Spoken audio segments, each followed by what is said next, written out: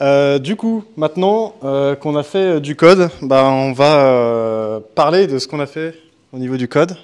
On va se faire une petite rétrospective. La rétrospective, c'est un format que je pense tout le monde connaît. Alors, un petit sondage vite fait. Qui n'a jamais fait de rétrospective ici? Voilà, donc c'est quelque chose qui parle à tout le monde. Qui aime les rétrospectives? Petite majorité timide quand même. Qui trouve que c'est un peu trop long en général, ou que, au final, il n'y a rien qui en sort. Voilà, il y a quand même quelques personnes. Ça tombe bien, je suis là pour en parler, pour vous essayer de recentrer un peu sur ce qui est censé être la rétrospective et vous donner un peu des astuces pour que ça se déroule mieux. Parce que souvent, effectivement, c'est quand même quelque chose qui est malmené dans le sens où c'est fait un peu à la va-vite. On ne sait pas trop au final ce qu'on doit en sortir. Ça finit en tribunal, c'est juste pour vider son sac. Mais voilà, on a fait un sprint, on a fait un projet, tout le monde a parlé, on est content, ça a peut-être généré des frustrations, elles ont été dites, et derrière, il n'y a rien. C'est dommage. Donc, déjà, on va recentrer sur pour qui c'est, quand on l'a fait et pourquoi on l'a fait. Alors pour qui? C'est pour toute l'équipe, et quand je dis ça, c'est vraiment pas que les développeurs, pas que les développeurs et le chef de projet. Non, c'est toutes les parties prenantes qui ont été investies dans ce cycle des développements, que ce soit un projet ou un sprint. Mais vraiment, le but, c'est d'avoir une vision globale de comment s'est passée cette période. C'est pas réservé à la technique.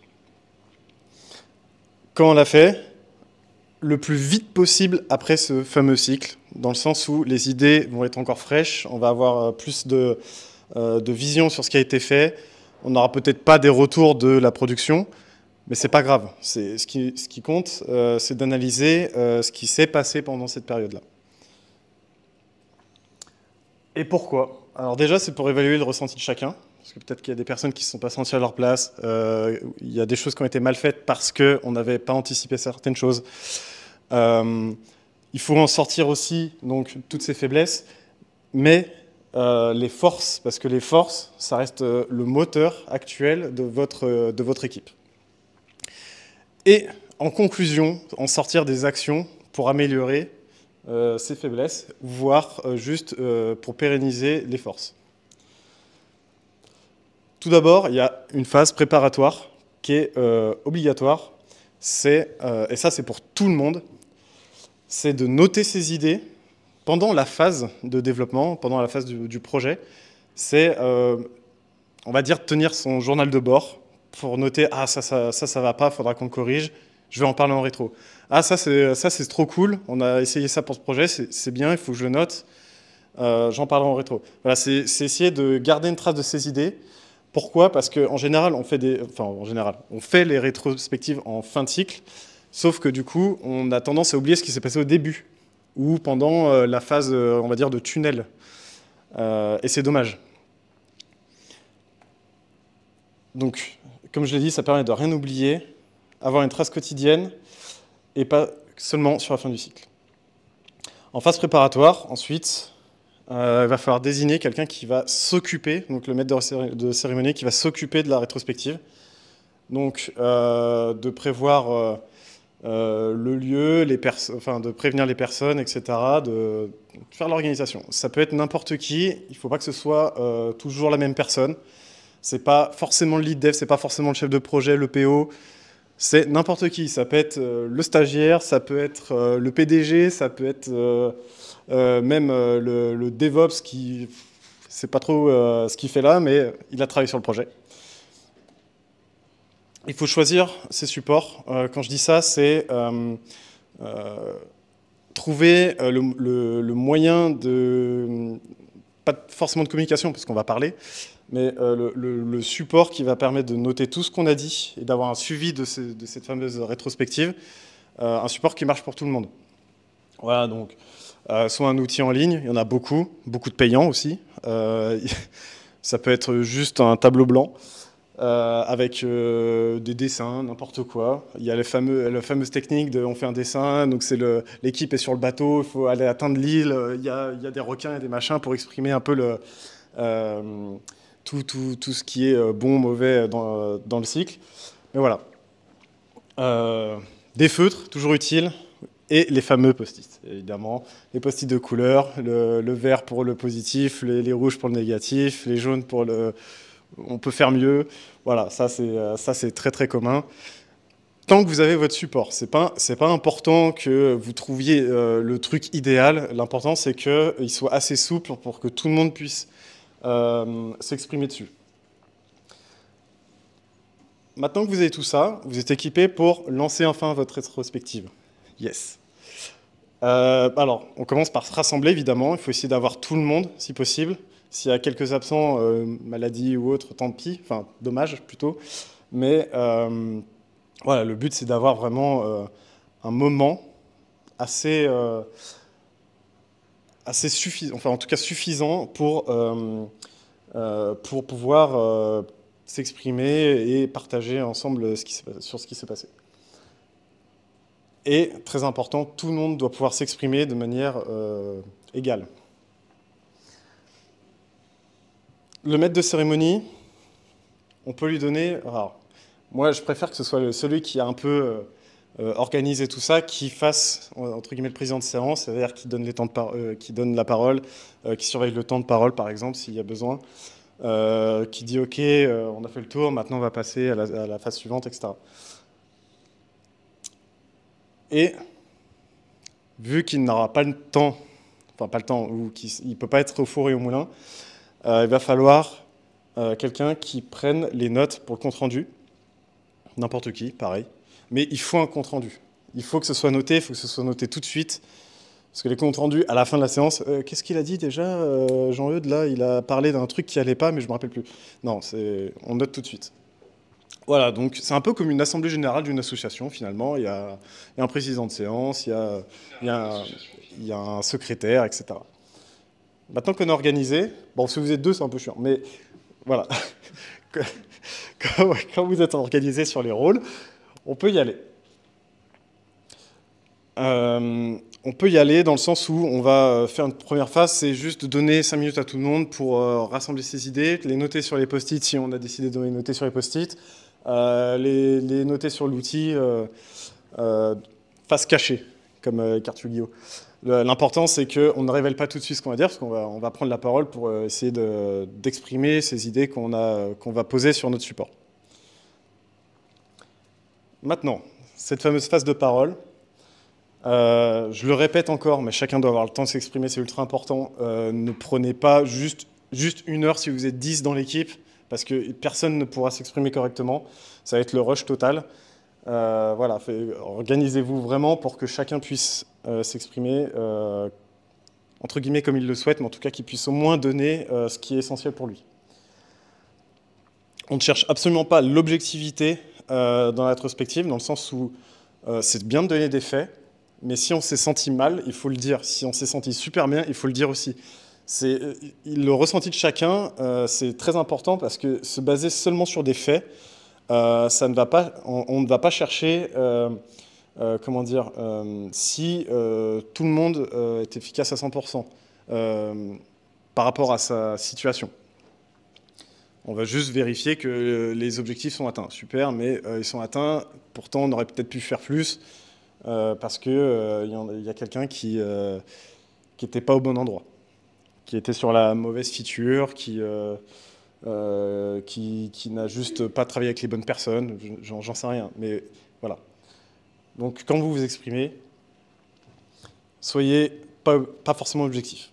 Donnez vraiment votre ressenti. Par contre, attention, c'est très très facile de râler dans les rétros. Moi, je l'ai vu 1 milliard de fois. On vide son sac dans tout ce qui est négatif et on oublie le positif. Non, le but, c'est aussi d'essayer d'en... Après, s'il n'y a que du négatif, il y a peut-être un gros problème de fond dans l'équipe. Mais là, je veux dire, la rétro ne suffira pas. Essayez vraiment de voir ce qui a marché, quand même. Même si c'est des choses qui marchent tout le temps. Redites-le. Voilà. La cohésion de l'équipe, elle est super bonne. Ça fait 1 an que ça dure. Il faut qu'on la garde. et on fera tout pour la garder. Bon, si ça fait 1 an, en général, vous avez déjà fait des actions pour que ça reste une bonne cohésion, donc tout va bien. Et ensuite, donc, tout ce qu'on va dire dans notre prise de parole, il faut que ce soit noté sur le support. Donc, soit on prend les post-it, on les colle sur le tableau blanc, soit on les note sur l'outil en ligne. Faites comme vous voulez, soit vous faites des dessins si vous voulez faire des dessins pour exprimer votre pensée, mais il faut que ce soit noté, il faut qu'il y ait une trace. Et très important aussi, quelque chose que j'ai souvent vu, c'est que quand quelqu'un dit « ouais, la conception était mal faite », celui qui a fait la conception, il va être frustré, il va commencer à dire « ouais, mais non, mais c'est juste que tu as mal compris », il va lui couper la parole. Non, ne faites pas ça, respectez le temps de parole de chacun. Il y aura un temps pour les débats ensuite, pour, pour peut-être essayer de débunk des fausses idées ou quoi.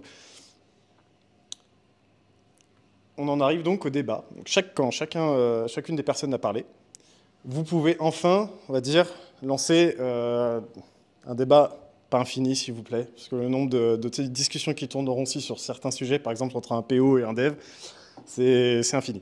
C'est juste de voir ce qui a pu pêcher chez l'un, chez l'autre. Le but étant vraiment de faire un débat civilisé, tout simplement, pour voir comment on peut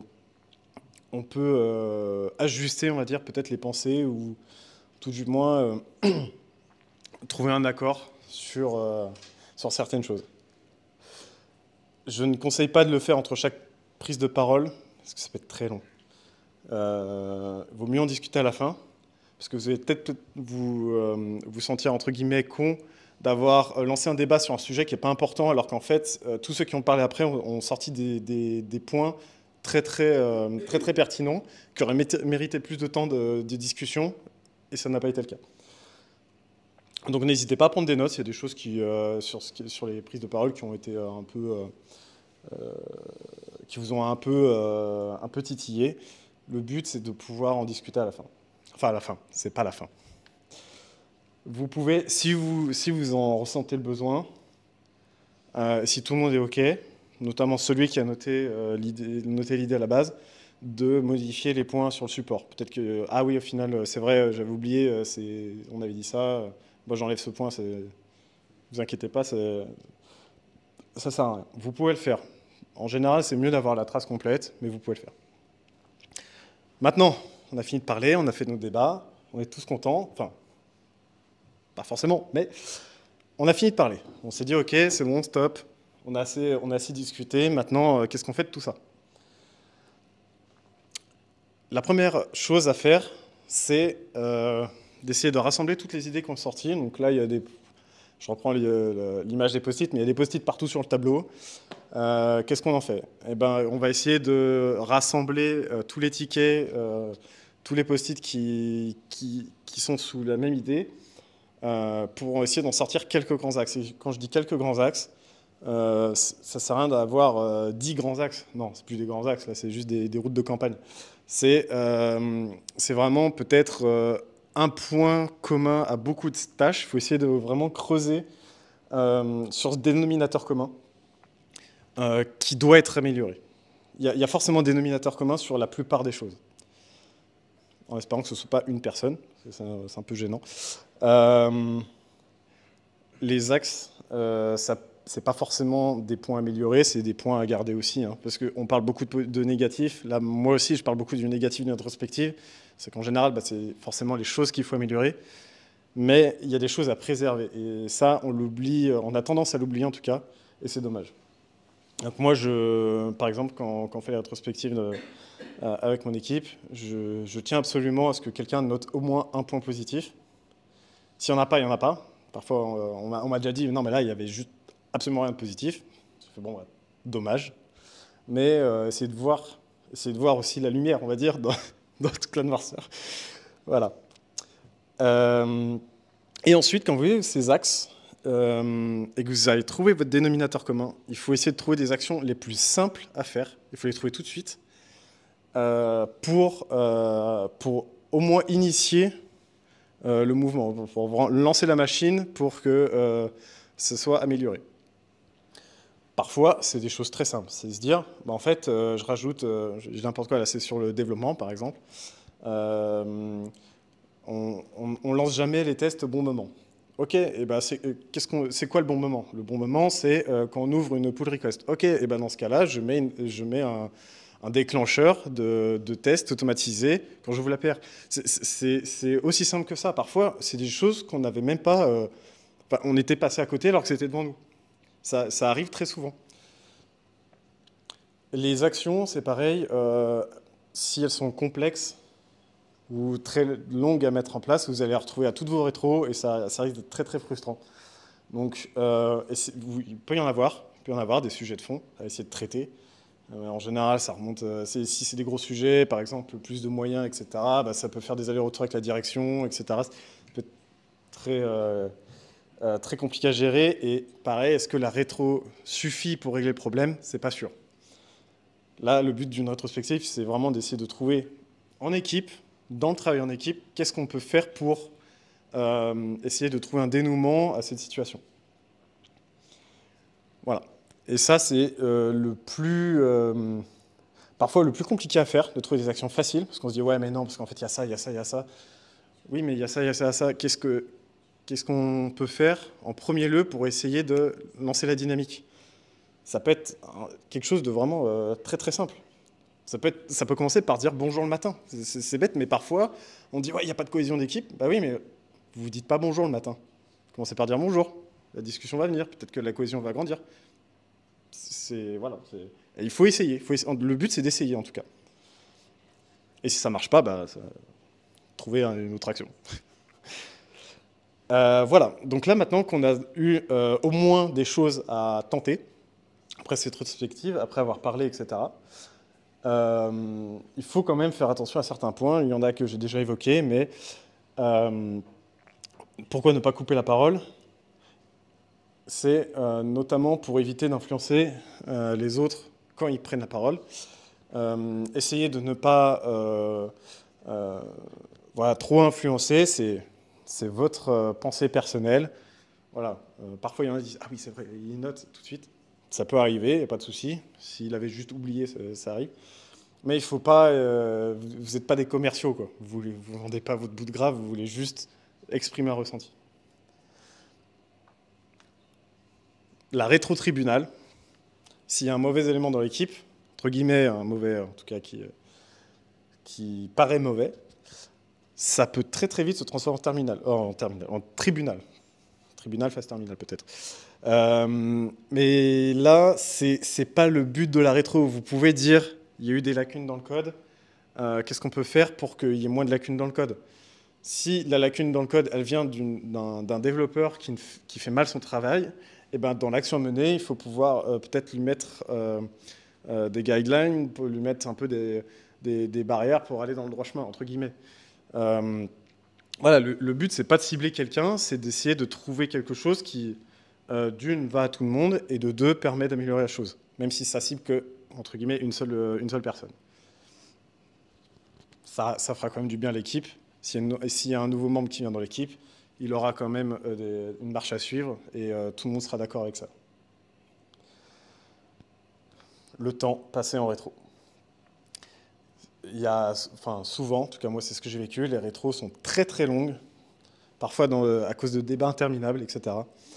Mais il faut aller jusqu'au bout. J'ai souvent vécu le fait de sortir les axes d'amélioration, enfin les grands axes, plus les actions menées, tout seul, parce que ah non, on n'a plus le temps, il faut qu'on retourne, on a des deadlines à respecter, il faut faut retourner bosser. C'est dommage parce que du coup, bah, j'ai pas pu solliciter tout le monde pour avoir des actions pertinentes et qui font au moins majorité dans l'équipe.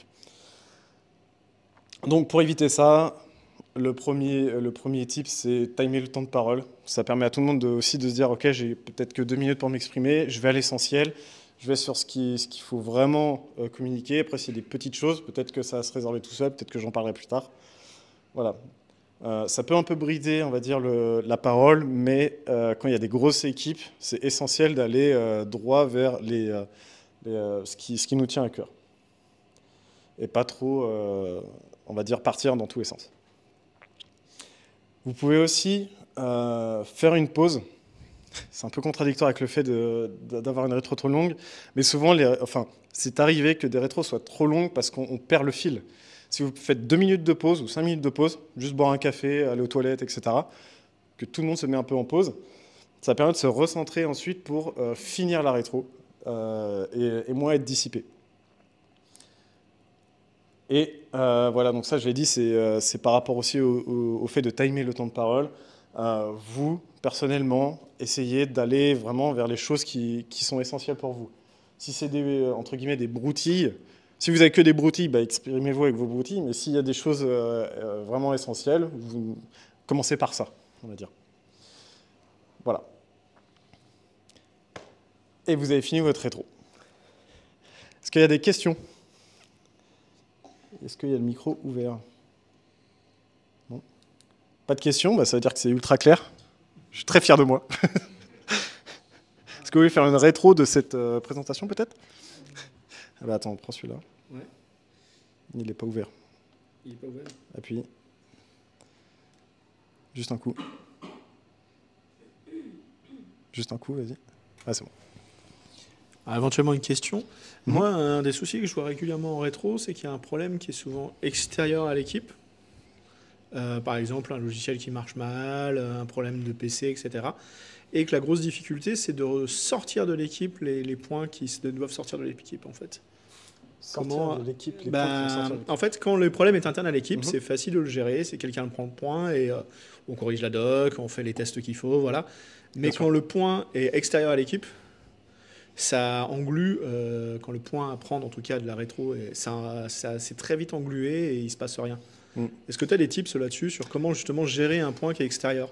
Bah, les tips, actions simples à mener, désigner quelqu'un qui va prendre le sujet et lui demander de planifier une réunion avec les parties prenantes qui peuvent régler la situation, ou tout du moins qui vont initier la résolution du problème. L'action simple, ça peut être ça aussi. C'est une action simple dans une situation complexe. C'est « Ok, je planifie une réunion tout de suite. Je m'en occupe, je planifie une réunion. Et après, on va voir ce que ça donne. » Mais ça peut être juste ça. C'est vraiment amorcer le désamorçage.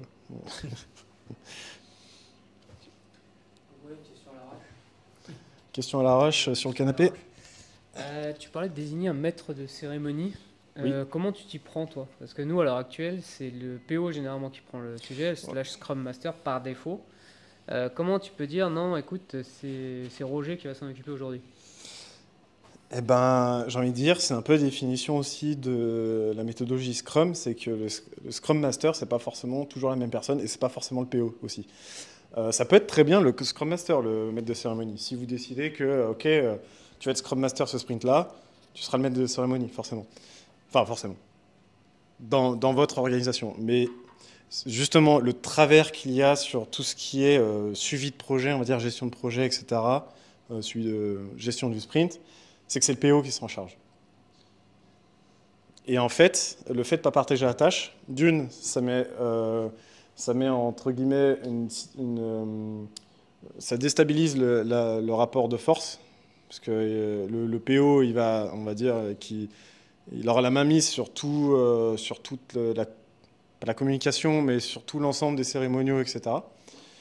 Et de deux, les développeurs, je prends les développeurs par exemple, parce que c'est souvent le rapport PO-développeur qui ressort, mais les développeurs, ils vont peut-être aussi pas se rendre compte du cycle de vie des projets, on va dire la phase cachée, le fait d'avoir des temps. D'ailleurs, il y a des choses que j'ai oublié de vous dire, mais essayez d'avoir sur votre support, ou tout du moins quand vous démarrez la rétro, essayez d'exposer peut-être des faits sur ce qui s'est passé. Le temps passé, le nombre de tickets qu'on a pu livrer, etc., etc. Très, très factuel, juste pour avoir un repère, avoir un résumé un peu du cycle. Mais du coup, comment dire au PO que c'est pas à lui de gérer ça? Eh ben, c'est lui dire que tout simplement, la méthodologie, donc souvent Scrum, hein, on parle souvent de Scrum avec les rétrospectives, mais c'est absolument pas que pour la méthodologie Scrum. Vous pouvez faire juste du cycle en V ou même un tableau Kanban avec des tickets à traiter au jour le jour. Ça marche de la même manière. Vous pouvez dire, OK, toutes les 2 semaines, on se pose pour voir ce qui s'est passé. Bref, tout ça pour dire que la méthodologie Scrum, ce n'est pas le Scrum Master, c'est le PO. Ça n'a jamais été dit. C'est même très déconseillé, en général, effectivement. Mais la méthodologie Scrum, c'est dire, on désigne des responsables pour gérer, on va dire, pour organiser et pour accompagner le cycle de développement. Que ça aille du sprint planning, donc le démarrage, à la fin avec la rétrospective. Tout simplement. Et le fait que ce soit le PO qui gère ça, c'est complètement biaisé, parce que lui, il a juste les attentes business, entre guillemets. Il se rangera toujours du côté de ouais, les devs prennent trop de temps, etc. Oui, mais pourquoi, etc. Okay. Est-ce qu'il y a d'autres questions? Alors, hop, je vais juste apporter le micro. Merci. Alors, je suis désolée parce que moi j'ai vu la lumière, je ne suis pas du tout développeuse. Je suis dans une équipe où on travaille sur du métier et on fait des rétros. Mais pas, du coup, on ne fonctionne pas en cycle, tout ça. On est à flux tendu, mais on fait des rétros plusieurs fois par an pour essayer quand même de voir au niveau de l'équipe, justement, tout ce que tu as pu présenter. Et par rapport à ça, j'avais 1 ou 2 questions. Tu as parlé du maître de cérémonie, c'est toujours le même. Il n'y a pas de lien hiérarchique, ce n'est pas un rapport PO-développeur, mais on est voilà, sur une équipe quand même qui est grosse, on est une 12aine. C'est pas vraiment celui qui dirige la cérémonie, c'est pas celui qui manage toute l'équipe, mais c'est un peu celui qui fait le lien justement parce qu'on travaille avec des devs, fait le lien avec les devs et les autres équipes potentiellement. C'est lui qui est maître de cérémonie, et je vais arriver à ma question, enfin. Il ne veut pas être partie prenante, en revanche, au rétro. Et chez nous, c'est assez générateur de frustration, parce qu'il a certainement ses choses à dire. Il a aussi un point de vue sur l'équipe, sur les choses qui sont bien ou mal passées, avec sa subjectivité, puisque tu l'as dit toi-même, il faut être subjectif. C'est-à-dire faut lancer un ressenti. Et du coup, est-ce que pour toi, parce que je ne suis pas sûre que tu l'aies précisé, est-ce que le maître de cérémonie est bien partie prenante? Oui. Il a le droit de mettre ses tickets, il a le droit de mettre ses post-it, il a le droit de donner ses ressentis. Oui, bien sûr, évidemment. Il fait partie de l'équipe et il a besoin de s'exprimer. En fait, c'est maître de cérémonie, derrière, on peut juste... Enfin, juste. Souvent, c'est plus un maître du temps, on va dire, dans le sens où il faut respecter le temps de parole de chacun, il faut faire en sorte qu'il y ait un débat qui ne démarre pas quand c'est pas le moment. Voilà, c'est juste c'est un peu, on va dire, la police de la parole. Mais dans la police gentille, pas les CRS qui vont tabasser toute l'équipe. On est d'accord? Voilà. Et de toute façon, si ça se passe mal avec lui, peut-être qu'il ne sera pas maître de cérémonie tout de suite, le temps qu'il comprenne comment ça marche. Mais il faut absolument qu'il s'exprime comme les autres, bien sûr. Il fait partie de l'équipe. Lui, il a peut-être noté des choses que personne n'avait remarquées et qui sont au final très importantes. Donc oui, c'est très important qu'il s'exprime comme les autres. Tu parlais d'éviter les débats trop longs et je suis assez d'accord. Et pourquoi pas mettre en place, on ne le fait pas sur les rétros, mais on le fait sur d'autres types de réunions sous équipe. On met un timekeeper, c'est-à-dire qu'il y a un scribe qui va faire le compte-rendu d'une réunion, par exemple, et on désigne aussi un timekeeper. Ça peut être aussi une solution pour éviter les débats trop longs. Alors, il ne faut pas que l'un des preneurs du débat soit le timekeeper, mais à ce moment-là, quelqu'un peut prendre le reste, c'est la responsabilité de chacun, mais de dire, voilà, un tel est timekeeper, et à un moment donné, on tourne en rond, il faut arrêter le débat qui tourne en rond, quoi. Après, même si la personne qui est le timekeeper est partie prenante du débat, au pire, on se dit, OK, on se laisse 5 minutes pour en parler.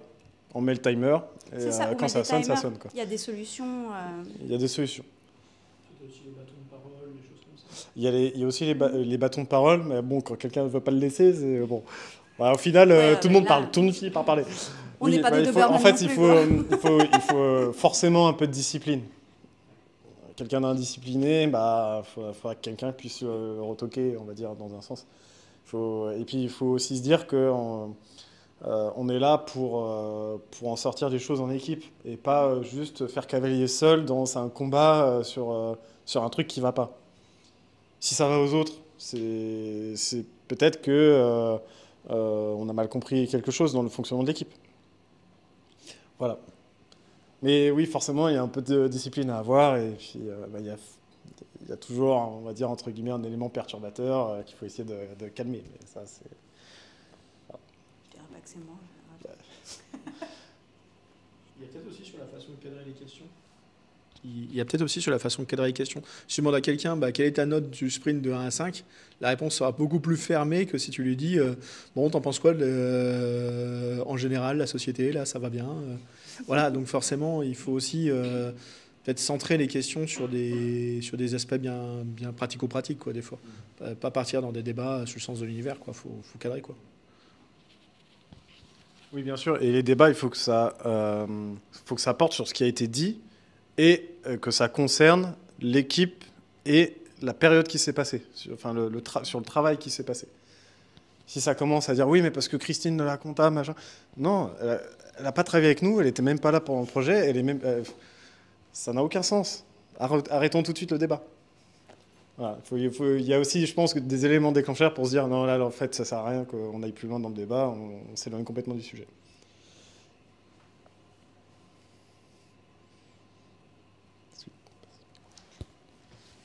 Je vais me mettre plus là. En vrai, pour ma part, c'est plus un retour d'expérience où j'avoue que je suis un peu l'intrus de la soirée où moi je travaille côté RH chez Full, mais je m'occupe de tout le produit, enfin de toute la partie produit et tech de l'entreprise. Et je vois au quotidien les rétros, etc. Je m'y intéresse beaucoup, donc souvent je me grève dans ces rétros-là des équipes. Et on l'a testé côté RH il y a 6 mois. Je me suis un peu lancée dans le truc en me disant comment ça va se passer avec une équipe qui bosse pas du tout avec le tech et le produit, donc qui connaît pas trop ce système. Et c'était très intéressant. Du coup, c'était beaucoup de préparation, un peu comme tu l'as dit, parce que je savais que j'avais un public qui n'était pas familier à ce genre de cérémonie et qui allait rien préparer en fait si j'en parlais pas. Donc j'ai demandé à chacun en fait de préparer ses sujets, ce qui a beaucoup aidé parce que du coup pendant quelques mois chacun avait le temps de préparer, enfin de noter du moins tous les sujets qui peuvent ne pas aller parce que c'est souvent ce qu'on retient. Le positif peut ressortir à tout moment, donc ça va. Mais du coup j'ai une équipe qui est arrivée hyper préparée avec tous ces sujets, donc c'est un gain de temps pour le coup en vrai en rétro de pas passer 1 heure à écrire ces sujets sur un post-it. Et après, autre système qu'on a fait, donc moi j'ai animé la cérémonie parce que j'étais la seule un peu familière. Donc ça, c'était pas trop dur, ça allait. Mais c'était surtout réorganiser, donc on l'a fait sous Figma de notre côté, mais c'était réorganiser un peu les idées de chacun sous format de thème en même temps que chacun notait. Ça permet derrière, une fois qu'on en discute tous à voix haute, de ne pas passer à côté de sujets que quelqu'un aurait dit, mais surtout de tous parler du même sujet au même moment. Donc si ça peut aider à l'avenir, je ne sais pas si c'est une solution. Mais nous, ça a marché. Et dernier conseil que j'ai, c'est plutôt repartir qu'avec des solutions. Un sujet qui aboutit à rien, tant pis. En fait, c'est que c'était pas si important. Si ça va pas et qu'on trouve pas de solution à l'instant T, c'est qu'on passe à autre chose et on en parlera une prochaine fois. Donc nous, on s'est vraiment dit, il y a un problème, on trouve une solution. Sinon, on stoppe le débat et on passe à autre chose.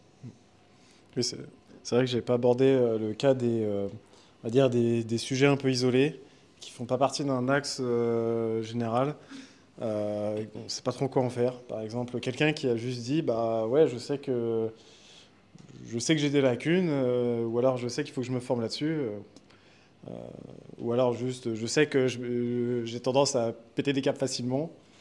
Ok, on peut pas en faire grand-chose. Autant j'ai des lacunes, on peut peut-être lui préparer une formation, mais voilà, si c'est juste un trait de caractère, c'est sûr qu'on peut pas en faire grand-chose. Donc on dit ok, au moins on le sait. Voilà. C'est ça. Et même des sujets qui sont peut-être plus de fond, qu'on ne peut pas résoudre de suite. Ok, c'est bien de les identifier, mais si j'ai aucune solution à apporter sur le moment, ça ne sert à rien d'en discuter pendant des heures. On n'aboutira à rien.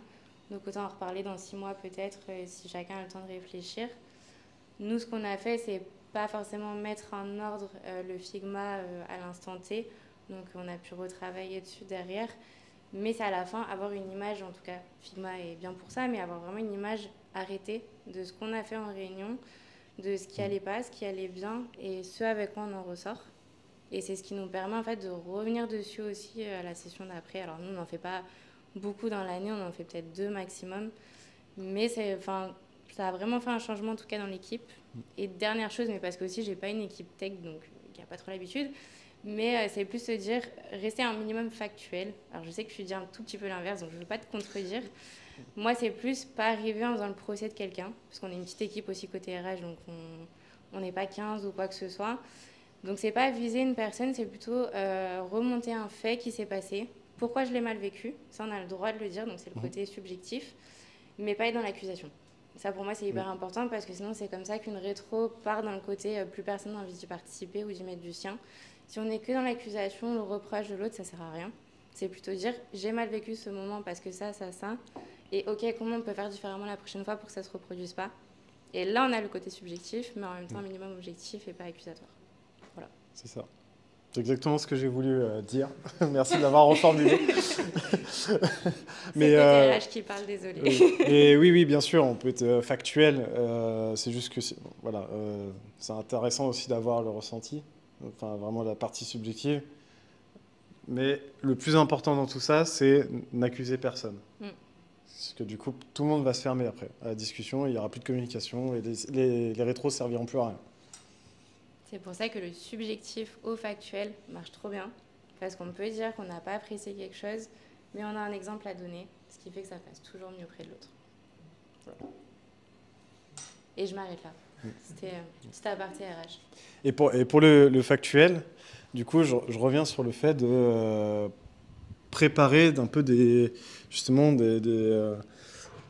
va dire des KPI pour parler un peu Startup Nation, mais donner vraiment des facts sur...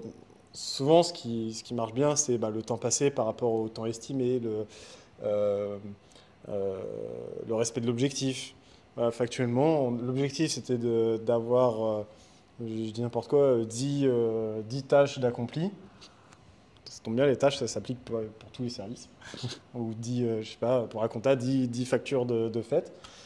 Si elles ne sont pas atteintes, pourquoi? Voilà. Et ça permet à chacun aussi de se dire « Ah oui, en fait, si, on a atteint l'objectif. En fait, moi qui pensais que rien n'allait, en fait, si, on a quand même accompli ce qu'on voulait faire. » Ça permet aussi d'un peu de contrebalancer des avis un peu trop à chaud. Voilà, tout simplement. S'il n'y a plus de questions, et si le chat s'est endormi... Le chat s'est endormi, parfait. Et on peut lever cette séance de présentation et profiter de l'apéro. Merci. Alors juste, avant de couper le live, parce qu'on espère qu'ils ne sont pas tous partis déjà, on a déjà la date du prochain événement. Donc ce sera le 19 décembre. Ce sera chez Pix. Donc eux, ils sont côté mairie du 3e, juste à côté, vers la place Guichard. Voilà, et par contre, on n'a pas encore les sujets à vous annoncer. On cherche d'ailleurs un sujet encore. Donc, si vous avez envie de vous exprimer, vous êtes les bienvenus. Comme l'avait dit Nicolas en début de séance, voilà, c'est ouvert à tout le monde. Vous voyez, c'est un petit comité, il n'y a pas de pression. On veut juste partager quelque chose qu'on connaît ou tout simplement qu'on a envie de partager. Et voilà. Merci, bon apéro. J'ai peut-être un... Ouais, arrêtez le stream. J'ai peut-être un...